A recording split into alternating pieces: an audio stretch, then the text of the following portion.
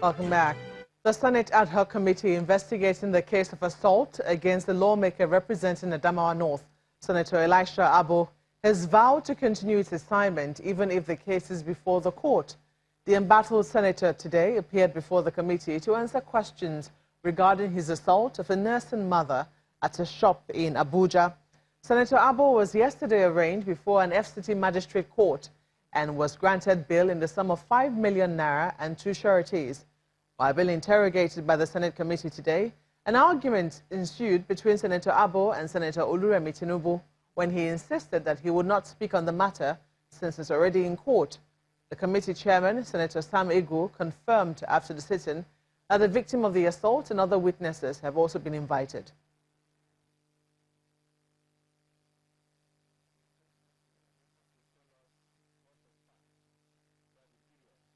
Those ones that were not captured on video.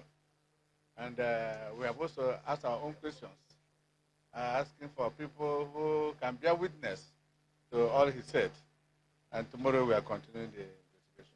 Yeah, he was also invited, but we didn't see him here. They said, we didn't see her. We were told she's not feeling well, but we have also asked that she tries to come and see us. Tomorrow we are going to see all the witnesses that were mentioned. The police, the victim, the shop owner, the friend, all those that were there. Some police constables that were also there. As many people that were mentioned, we want to see them tomorrow to hear their own side of the story. Well, staying at the National Assembly, the House of Representatives is asking President Buhari to urgently appoint his cabinet of ministers who will serve for the next 4 years. Now, this call follows a consideration of a motion raised by Mr. Tobi Okechukwu in plenary. The motion was, however, opposed by Mr. Mohammed through a point of order, who explained that the Constitution does not provide a time frame for the appointment of ministers. Mr. Okechukwu then explained that his motion only seeks to urge the President to appoint the ministers quickly. The Speaker of the House gives his ruling.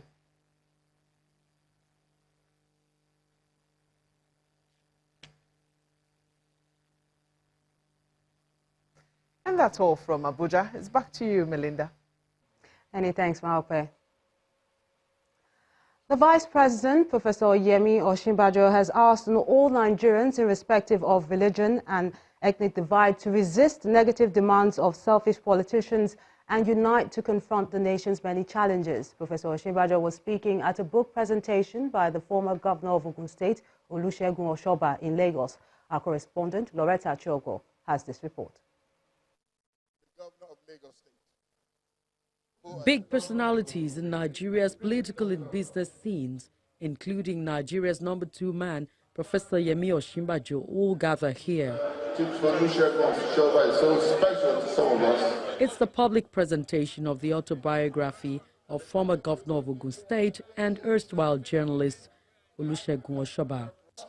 OSOBA argues that it is not those privileged and open doors he encountered in journalism that ultimately mattered, but the opportunity to provide information to citizens that helps them to be free and a self-governing people.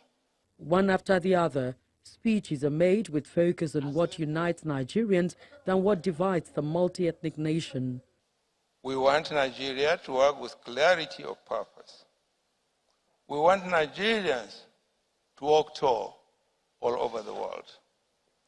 We want Nigerians to believe in their country, believe in themselves, and work with elected and appointed officials of the state to make a qualitative improvement in the quality of life. Instead of using our diversity for prosperity, we continue to use our diversity for divisions, either religion or tribe. It's a lesson that we have to take away from here today. Let's stop it. The bridge is strong. The broom is very strong when it is worn together. Setting a different template for journalism. For the Vice President, Professor Yemi Osinbajo, Chief OSOBA's journalistic values are worthy of emulation. He uses the occasion to condemn the ills in the society pointing accusing fingers at politicians. The religious or ethnic card is pulled out regularly to win the argument or to win the votes.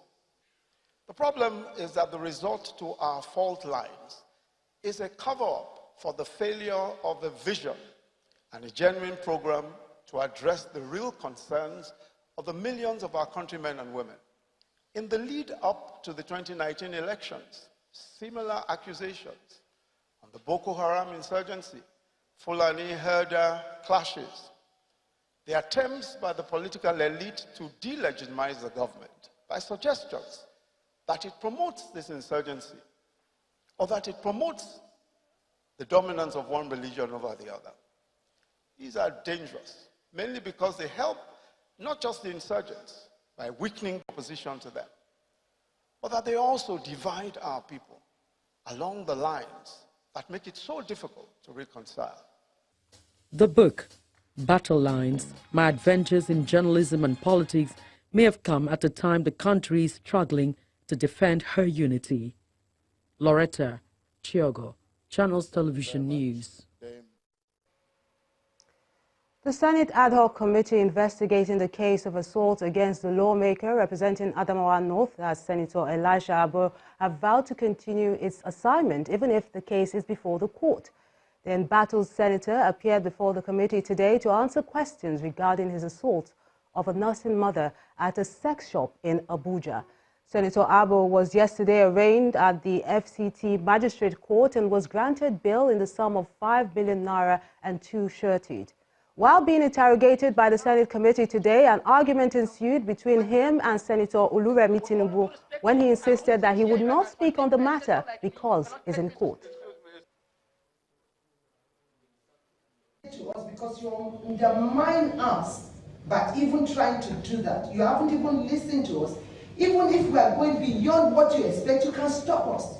But you don't come to on the other side and start dictating to us. Do you want us to protect you, or do you want us to defend you, or you want to be on your own?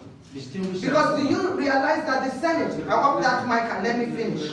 Do you realize that the Senate, when we constitute this, whatever the law gives, we can also suspend you?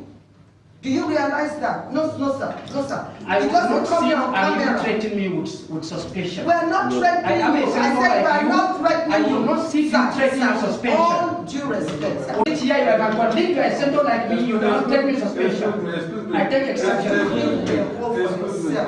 Off that mic. You are digging a hole for yourself. All right, then go and make it. I'm also another woman. Yes, ma'am. Be careful. Ma'am, please. You threaten that you will place me in the job. Excuse me, please. And let's find out what's happening in the world of business. And Kayode is standing by.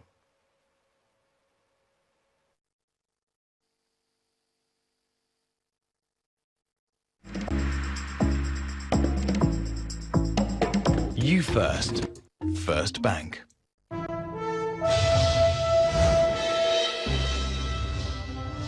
Thank you, Melinda, and you're welcome to Business News. The African Development Bank says private investment is a key element in addressing the nation's infrastructural deficit, which is expected to raise about $3 trillion by 2024. At the second Nigeria Roadshow ahead of the African Investment Forum in Abuja, Mr. Ebrimophal gives a breakdown of how Nigeria attracted investments worth $7 billion during last year's Africa Investment Forum, which held in South Africa. Financing Africa's development needs will require between $600 and $700 billion per annum. According to the African Development Bank's African Economic Outlook for 2018, about $130 billion worth of infrastructure will be required yearly to bridge the gap. And we're aiming to about How to attract investment through financing, especially from development institutions, is the reason why government officials as well as development finance experts are rubbing minds here. Even with gross international reserves of $45 billion and a pension fund of about 8 trillion naira, Nigeria will need a considerable amount of private finance to bridge its cumulative infrastructure needs of about $3 trillion by 2024. The time for bridging this gap, we believe, is now. The senior director at the African Development Bank gives a breakdown of how Africa, West Africa and Nigeria fared in attracting investments during the 2018 edition of the Africa Investment Meeting. Out of the 63 boardroom deals presented at the forum, Nigeria had 5 deals worth $7 billion. This represents 14.9% of the total deals accounted for in the continent, and 43% of the deals accounted for in the West Africa region. But we can do better this year. But in spite of these achievements, suggestions were raised on how to improve investments, especially in Nigeria. For those of us in development and finance, we see that the issue is not lack of funding. Actually, there's so much funding moving around looking for good investments. So the issues are, one, developing bankable projects, and two, improving our financial intermediation. While Africa continues to demonstrate economic resilience with an expected GDP growth of 4% in 2019, there is a focus on Nigeria on taking steps that will make the nation's economy more robust within the next 2 years. Now, despite intense sell pressure across all key sectors and a negative margin on the price chart, the NSE's main index closed slightly higher than the margin recorded in Monday's session, and this follows the successful listing of telecoms company Airtel Africa on the NSE. Let's get more details from Edidiong Iwang. Hello and welcome to the Stock Market Report.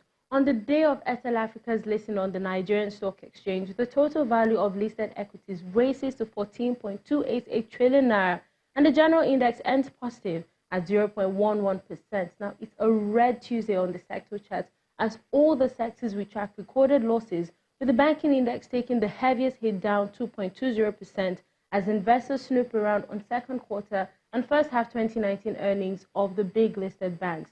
Next in the trail of losses is the oil and gas index, down 0.67%. No thanks to the sell down in the shares of Corn Oil and Forte Oil, two of the sector's heavyweights. Now, some of the big names in the banking sector topped the list of Tuesday's transactions, where investors exchanged nearly 50 million shares of Zenith Bank and almost 30 million units of GT Bank. And these are the top gainers and losers for the day. Well, that's the stock market report for today. I'm Edidiong Iwang.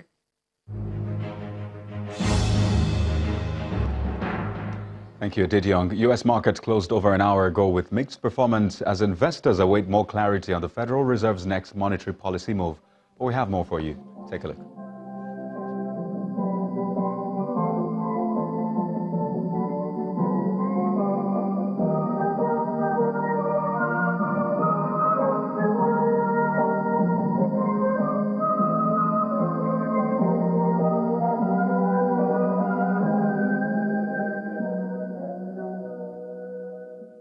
Thank you for watching Business News Tonight. I am Kaya Diokikyolu.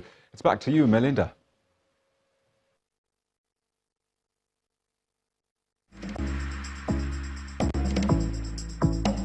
You First. First Bank.